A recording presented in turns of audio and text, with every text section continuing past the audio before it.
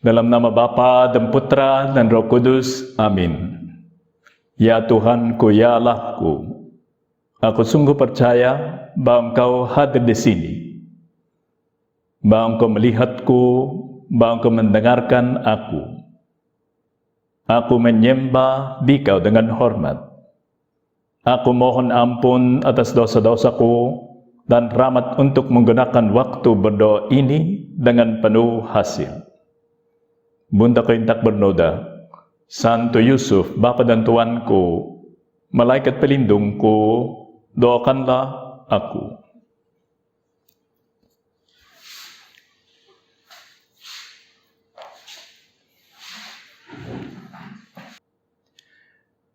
Pada mulanya adalah firman, katanya Santo Yohanes di dalam Injilnya. Bab pertama, yang seperti yang kita jelaskan di dalam kelas doktrin kemarin itu, dulu selalu dibaca di dalam Misa Kudus. Karena di dalam bab ini, semua realitas ya, tentang Tuhan Yesus Kristus sudah disebut.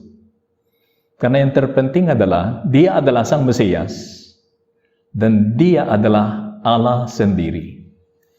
Dan secara jelas, Santo Yohanes, antara yang Injil-Injil ini, secara jelas dia mengatakan bahwa Tuhan Yesus Kristus itu adalah Allah sendiri.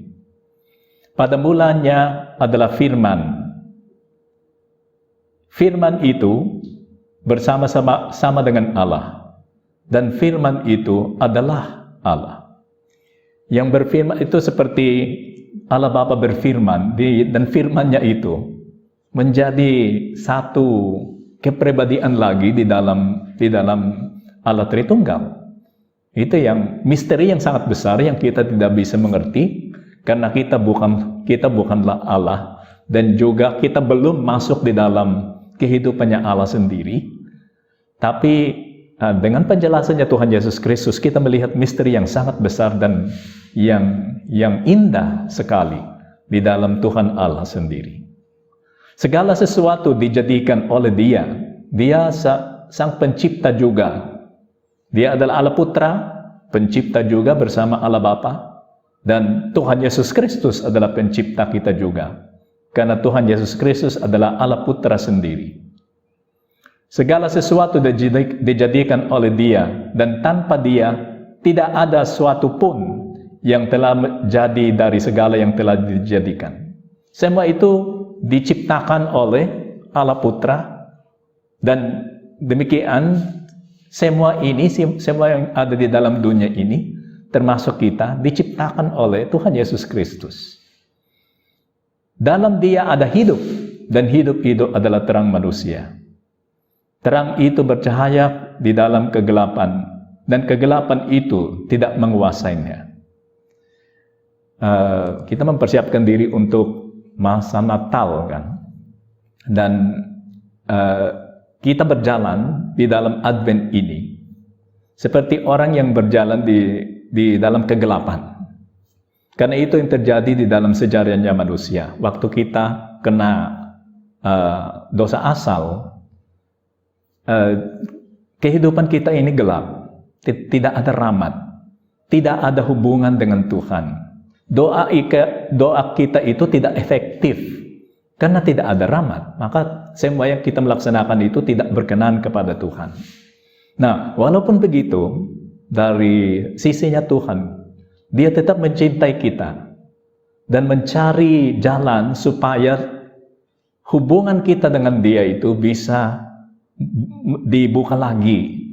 Nah, kita berjalan di dalam kegelapan. Tuhan, sekarang kami seperti berjalan di dalam kegelapan, dan liturgi ikut serta, kan? Karena yang Gloria itu tidak terlalu dipakai, dan warna yang dipakai adalah ungu, oke? Walaupun hari ini adalah Bunda Maria dari Guadalupe, oleh karena itu yang warna di sini putih. Tapi untuk Advent, semuanya itu ungu, seperti sedih, kan? Gelap. Dan waktu hari Natal itu datang jadi putih, dan kita pakaian putih itu yang paling meriah, yang paling bagus kan. Datanglah terang itu bercahaya di dalam kegelapan, karena Tuhan Yesus Kristus adalah terang kita, cahaya kita. Dan kegelapan itu tidak menguasainya, karena begitulah kekuasaannya Tuhan Yesus Kristus. Datanglah seorang yang diutus Allah, namanya Yohanes. Ia datang sebagai saksi untuk memberi kesaksian tentang terang itu, supaya oleh dia semua orang menjadi percaya. Proses ini tetap terjadi, kan?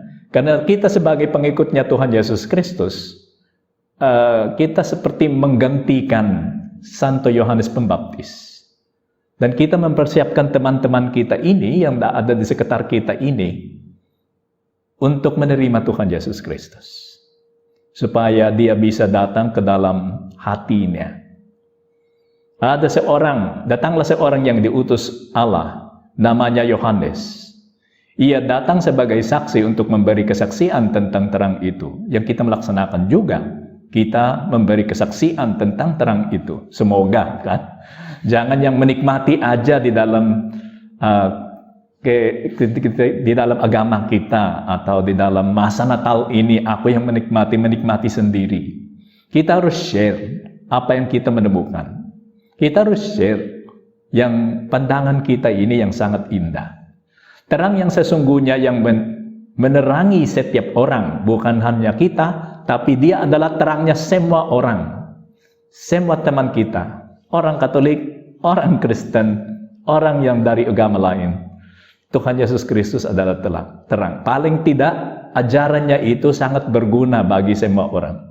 Walaupun orangnya belum menerima semua yang ajaran Tuhan Yesus Kristus, tapi dengan satu atau dua ajarannya, itu sudah sangat membantu orang-orang itu, teman-teman kita. Ia telah ada di dalam dunia, dan dunia dijadikan olehnya. Tetapi dunia tidak mengenal dia. Sayang sekali kalau tidak ada orang yang memberitahu mereka bahwa Tuhan sudah datang. Ia datang kepada milik kepunyaannya, tetapi orang-orang kepunyaannya itu tidak menerimanya. Tetapi semua orang yang menerimanya diberi kuasa supaya menjadi anak-anak Allah.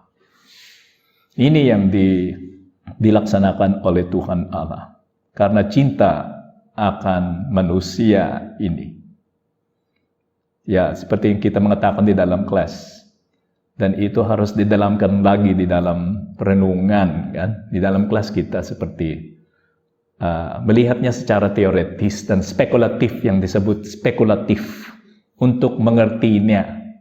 Tapi semua kebenaran yang ada di dalam Wahyu itu tidak ada hanya supaya kita bisa mengertinya dan menguasainya sebagaimana kita menguasai matematika atau kimia atau kedokteran. Maka kalau kita pakai yang spekulatif itu, termasuk filsafat yang adalah keahlianku, kita bisa menyampaikannya kepada orang lain secara dingin, kan? Dingin maksudnya tidak mengubah orangnya. Nah, kita bisa mengertinya secara dingin, yaitu kita tahu ajaran Yesus Kristus, tapi itu tidak menyentuh hati kita dan tidak mengubah perilaku kita. Ya, bisa diterima secara dingin, ya. Terang itu datang, tapi kita tetap penuh dengan kegelapan. Dan juga kita bisa menyampaikannya kepada orang lain secara dingin, saja tidak ada cinta sama sekali. Kita tidak mencintai ajaran itu, yang maksudnya adalah kita tidak mencintai Tuhan Yesus Kristus sendiri. Tuhan, bantulah kami supaya Natal ini, tahun yang sangat susah ini, di dalam tahun ini, Natal kita ini menjadi lebih bermakna. Dengan kita melihat semua ini, membacanya lagi, dan hati kita ini harus berkobar dengan cinta akan Allah. Karena memang penjelmaannya ini, yang Tuhan Allah menjadi manusia, adalah tanda besar cinta kasih Allah kepada kita. Ya, saya pernah ingat karena di dalam Opus Dei ada yang disebut circle, kan? Ya, circle. Yang circle itu adalah kumpulan beberapa orang dan ada pembicaranya, kan? Yang kasih ceramah, dan ada beberapa bagian itu, yaitu ada komentar atas Injil pada hari itu, dan ada bacaannya, ada ceramahnya, ada pemeriksaan batin dan sedikit bincang-bincang setelah itu. Oke. Maka itu yang circle. Oke. Dan waktu ada bermacam-macam circle sesuai dengan situasi tiap orang, kan. Ada circle untuk orang profesional atau yang sudah lulus, ada untuk mahasiswa. Nah, waktu kami masih mahasiswa, aku ikut circle seperti itu. Dan ya, belum anggota Opus Dei, belum Romo, masih mahasiswa kedokteran. Maka kami mendengarkan kakak-kakak kelas kami itu yang menjelaskan ajaran-ajaran Kristen di dalam circle seperti ini. Okay. Dan saya ingat karena penjelasannya itu sangat unik bagi saya, ya. Karena di dalam rumah itu ada kolam kecil, dan di dalam kolam kecil itu ada banyak ikan hias. Ada banyak ikan di sana. Maka yang mahasiswa-mahasiswa yang datang untuk studi di sana atau mengikuti kegiatan Opus Dei, banyak kali ke kolam itu untuk main dengan ikan-ikannya. Itu kesukaan kami. Main dengan ikan sebelum circle atau sebelum kegiatan yang ada. Oke.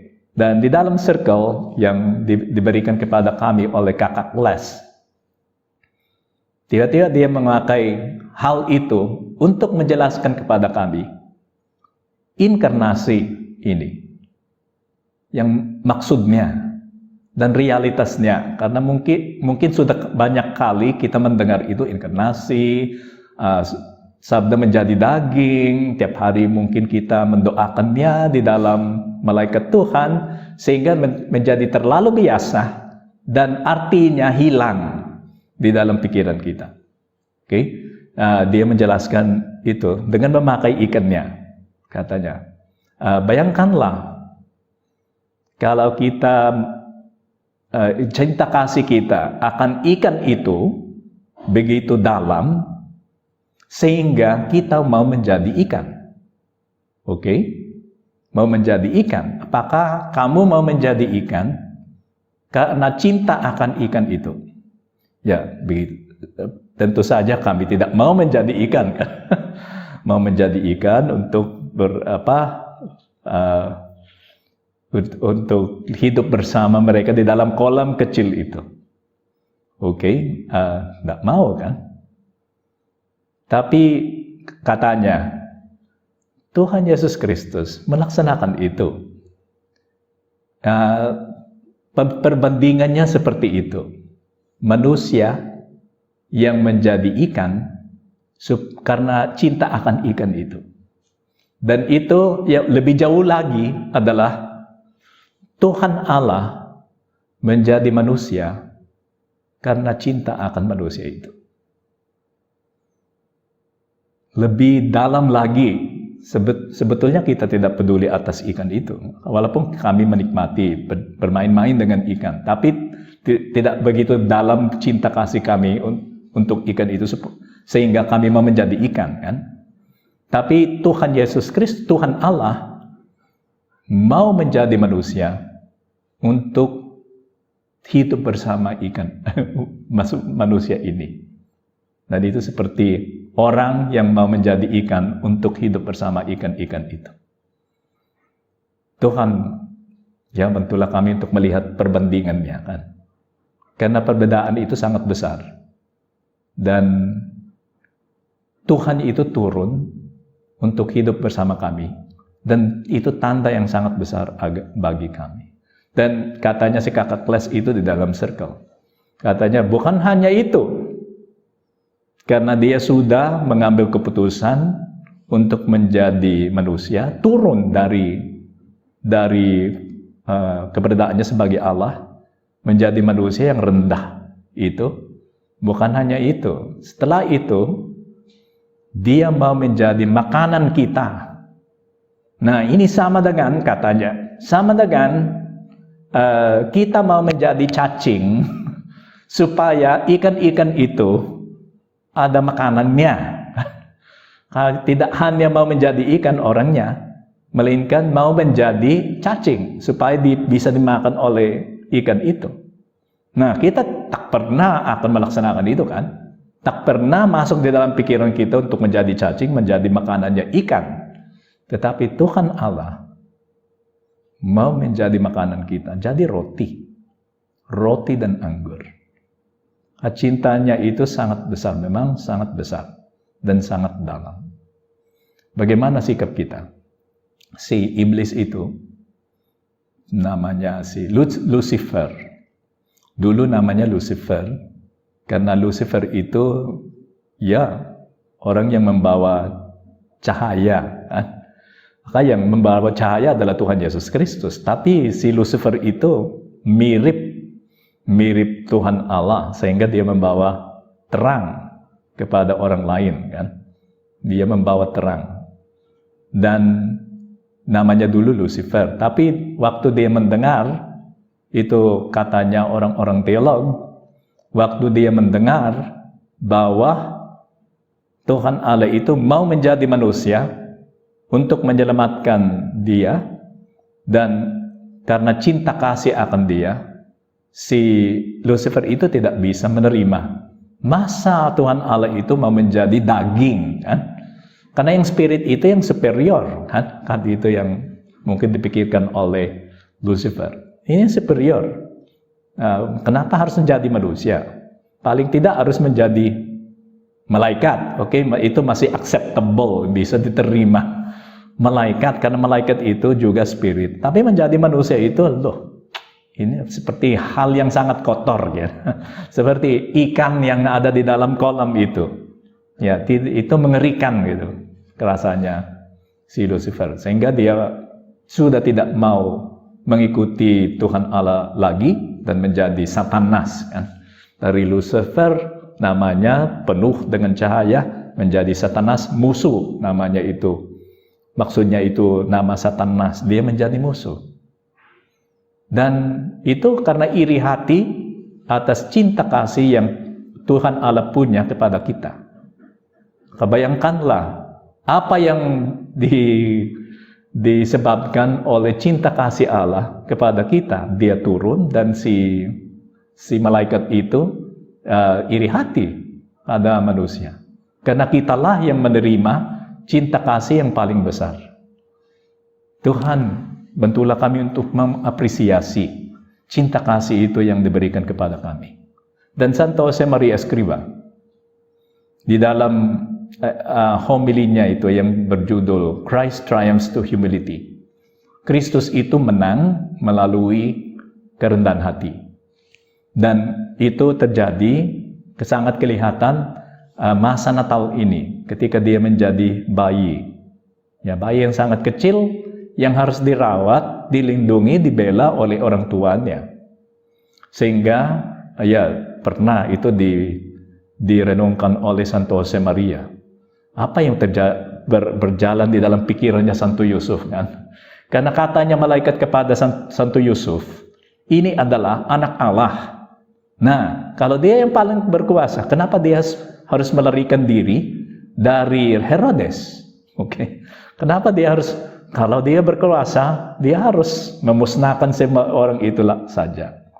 Itu bisa terjadi kalau orangnya, misalnya kalau Santo Yusuf itu tidak berpikir secara adikodratis. Syukurlah Santo Yusuf itu orang yang sangat dalam imannya, sehingga dia tak pernah berpikir seperti itu.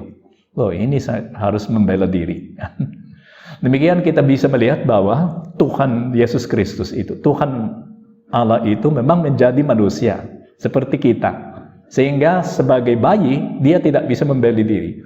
Dia perlu orang tuanya untuk membela diri, supaya dia dirawat oleh orang tuanya. Supaya juga kita bisa melihat, aku sungguh menjadi manusia, kata itu seperti pesan yang disampaikan kepada kita oleh Tuhan. Aku sungguh menjadi manusia, sehingga menjadi bayi seperti ini. Sungguh Allah, sungguh manusia. Dan katanya Santo Josemaria, kalau kita merenungkan ini, misteri ini, saya ingin pergi ke Nazaret untuk menyaksikannya. Sebagaimana gembala-gembala itu berlari ke Bethlehem untuk melihat itu. Mari kita melihat apa yang terjadi. Katanya malaikat-malaikat itu, Tuhan Allah itu turun dan jadi bayi, kan? Jadi bayi, Mesiasnya ada di sana, ada dalam bentuk bayi. Mari kita ke sana. Dan selain itu, yang 3 Majus itu melihat bintangnya dan mengerti bahwa itu kelahirannya Raja Yahudi, mereka pergi ke sana untuk melihat dia. Nah, kita yang dekat, ini sering terjadi, kan?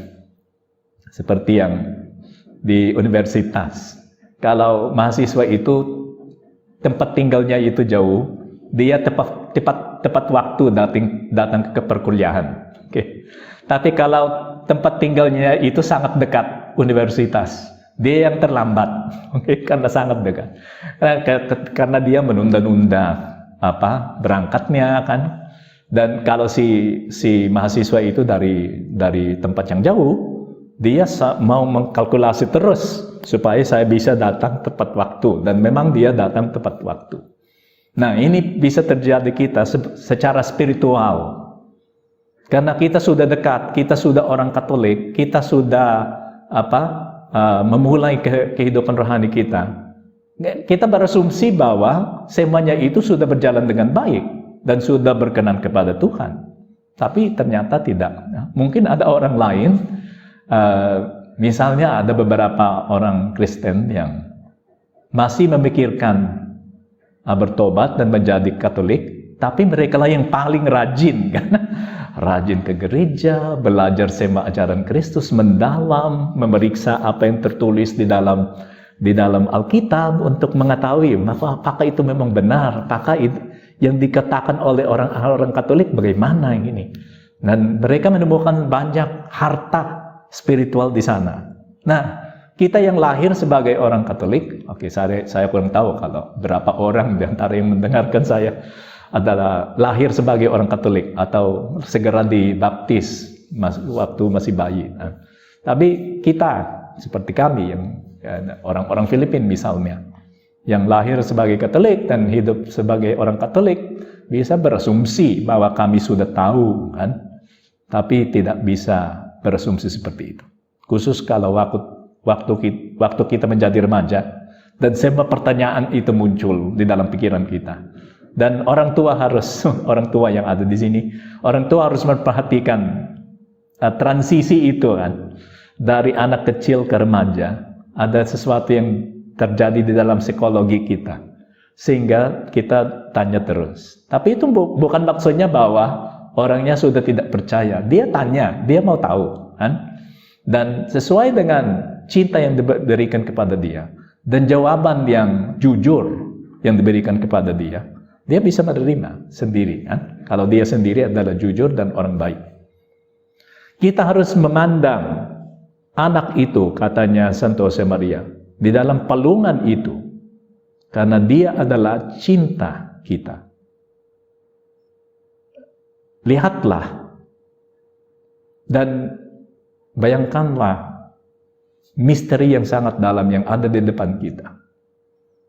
Banyak kali nasihatnya Santo Josemaria adalah membuat palungan itu di rumah, kan? Dan sekarang sangat relevan, kan? Karena kita tidak bisa ke gereja. Maka kalau kita buat palungan itu ada Santo Yusuf, Bunda Maria, yang lain itu sudah bisa dimasukkan, kan? Yang gembala dan 3 Majus itu dan Tuhan Yesus Kristus.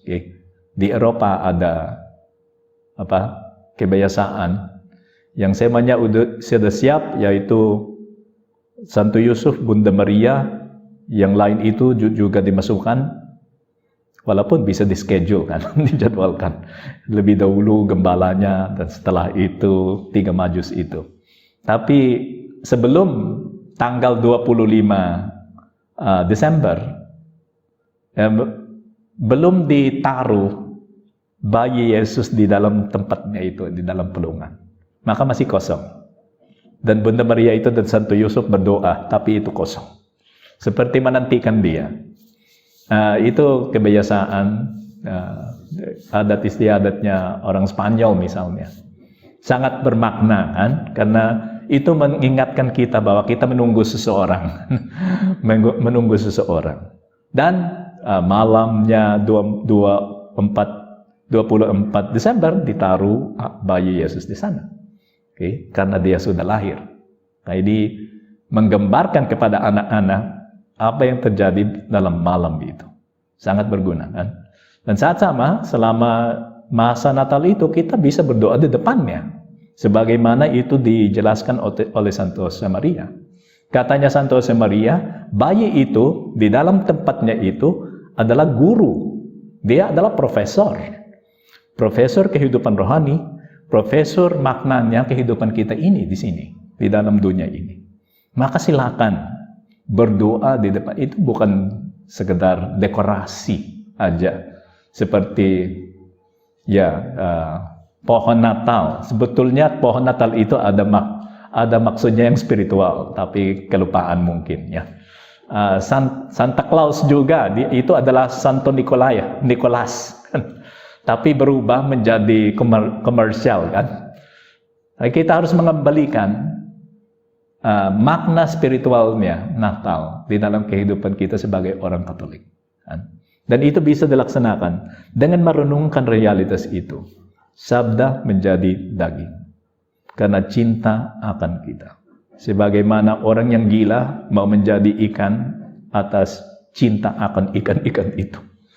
Dia gila dalam cinta yang dia memiliki bagi kita. Marilah kita pergi kepada Bunda Maria. Bunda Maria dari Guadalupe, dia adalah bunda kita. Kenapa kamu khawatir, katanya Bunda Maria dari Guadalupe? Bukanlah aku ibumu yang melindungi dan merawat engkau. Jangan khawatir, katanya Bunda Maria. Dan juga dia membawa Tuhan Yesus Kristus kan. Masa Natal dia akan membawa Tuhan Yesus Kristus untuk menunjukkan Tuhan Yesus Kristus kepada kita. Maka marilah kita percaya dan menyerahkan hati kita kepada Tuhan Yesus Kristus melalui Bunda Maria.